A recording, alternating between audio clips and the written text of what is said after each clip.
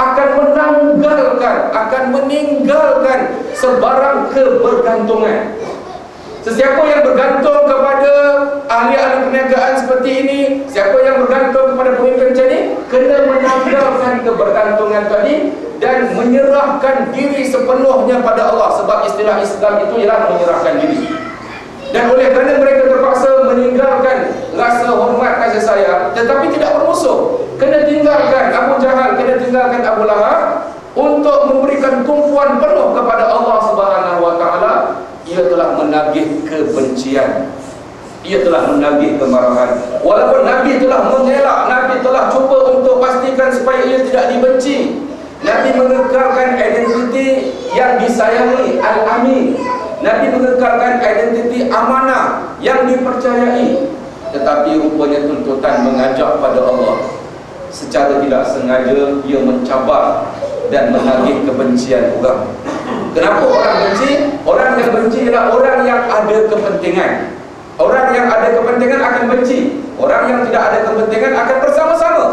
Nah, kebencian inilah yang telah menyebutkan berlaku satu fatrah dalam dakwah Nabi sallallahu alaihi wasallam, berlaku satu tempoh, satu period, di mana period ini nak tak nak mereka akan menerima tekanan yang cukup pedih. Kita dah ceritakan bagaimana Nabi SAW telah ditelungkupkan dengan perut kambing, dan bagaimana Fatimah cuba membersihkan, dan Nabi terpaksa sujud lama sikit. Sebab apa? Kalau Nabi angkat lagi terburai perut kambing tadi, najis akan bersepah. Nabi terpaksa tunduk, dan mereka ketawa keliling Nabi. Bayangkan Nabi yang nak menyelamatkan manusia daripada dibakar oleh api neraka. Rupanya keterikatan kita pada Allah mesti melalui beberapa proses, tuan-tuan. Pertama tadi, proses kita melupakan kelazatan dunia. Ini seperti di Gua Hira. Kita kena ambil uzlah. Sekali-sekala tuan-tuan, jangan tunggu bila masjid ni ramai orang baru kita datang. Sekali-sekala waktu malam, waktu kerja pun tak apa tuan-tuan. Weekdays tu orang tak ada datang pukul 3. Kita berseorangan dekat masjid ni, bersunyi-sunyi. Kalau rasa agak takut malu kat sini, pergi kat masjid Abu Bakar, berseorangan, orang tak ada. Pak Gad yang kat situ, Tok Siap kat situ memang mengalu-ngalukan. Jatan agama memang menggalakkan, cuma kita dia tak minta izin. Nampak kunci kita kembali. Sebenarnya memang digalakkan. Kita minta, dia boleh minta kita nak duduk dalam tengah-tengah masjid, tapi masjid semua disediakan kemudahan tu. Kita lupakan kepentingan dunia, kita ingat pada Allah SWT. Itu satu cara yang mesti dilalui. Tetapi cara yang kedua ialah dengan menahan kepedihan. Tadi kita hanya meninggalkan kelazatan, sementara uzlah yang kita pernah bincangkan. Tetapi proses yang kedua, memang kalau kita nak dapat dekat dengan Allah, memang kita ni kalau nak terasa yang kita ini didengar oleh Allah, kalau kita nak rasa yang kita ini diperhatikan oleh Allah, kita belajar sifat 20. Kita kata Allah Maha mendengar, Allah Maha melihat. Tetapi kita hanya rasa Allah melihat kita, kita tidak rasakan kehadirannya. Bagaimana nak merasakan itu? Dengan merasa sedikit kepedihan. Tadi meninggalkan kelazatan, yang kedua ini merasakan kepedihan. Dan kepedihan ini jangan dicari, tapi memang Allah akan aturkan kepedihan itu. Rasa lemah, rasa tersingkir, rasa perasaan itu memang sengaja Allah aturkan kepada umat ini.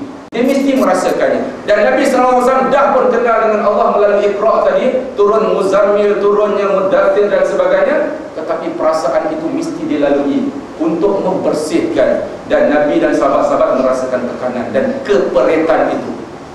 Memang kita tidak nafikan ada ketika, contohnya Abu Jahal pernah datang ke berbual dengan pemimpin-pemimpin Quraisy.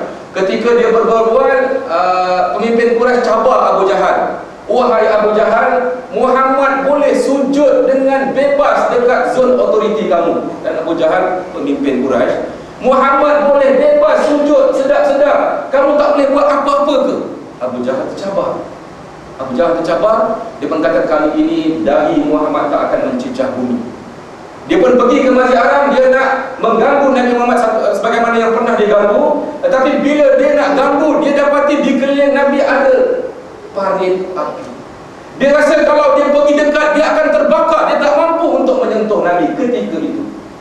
Tengok bagaimana Allah melindungi Nabi SAW. Dan satu ketika bila dia peratah balik, dia nak datang lagi, dia tengok seperti ada binatang yang besar, tinggi, bersayap, berkepak-kepak, bertekad-tekad. Kalau dia pergi dekat, kepak itu akan menendang dia, dia akan patah tulang dan sebagainya. Abu Jahal tak berani dekat, kerana rupa-rupanya orang yang sujud kepada Allah, orang yang membawa kebenaran, orang yang ditekan kerana membawa kebenaran, orang yang difitnah kerana membawa kebenaran, orang yang dihalang membawa kebenaran, kita jangan main-main dengan dia, kerana dia mendapat perlindungan Allah. Cuma Allah nak bagi cash ke? Tak cash. Dalam ketika peristiwa yang saya katakan tadi, seolah-olah Allah nak bagi cash. Nak bagi cash macam mana? Dia nak pergi dekat, nampak satu parit api yang cukup membakar, dia tak boleh pergi. Dan bila dia nak dekat lagi, dia tengok ada kepak-kepak yang bila masa saja kalau dia dekat, dia akan dilibas dengan kepak tadi. Lalu dia balik menggigil-gigil, beritahu pemimpin Quraisy. Pemimpin Quraisy tanya, Abu Jahal, kenapa kamu tak buat? Dia kata, aku tidak boleh buat. Nampak perlindungan ini. Tetapi tuan-tuan, Allah SWT bila nak uji kita, bagi diri saya,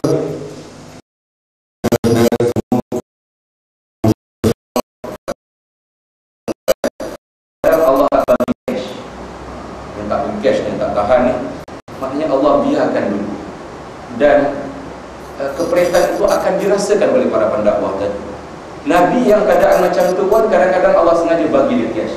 Antara bagi dia kredit, maknanya rasa pergi dulu, meliputi tubuh dia. Bagaimana pemimpin Quraisy berjoget keliling dia sementara nak tunggu Fatimah angkat najis tadi. Keperitan itu dirasakan oleh Nabi. Rupanya keperitan itu akan menyebabkan terbuka satu hijab kita dengan Allah SWT.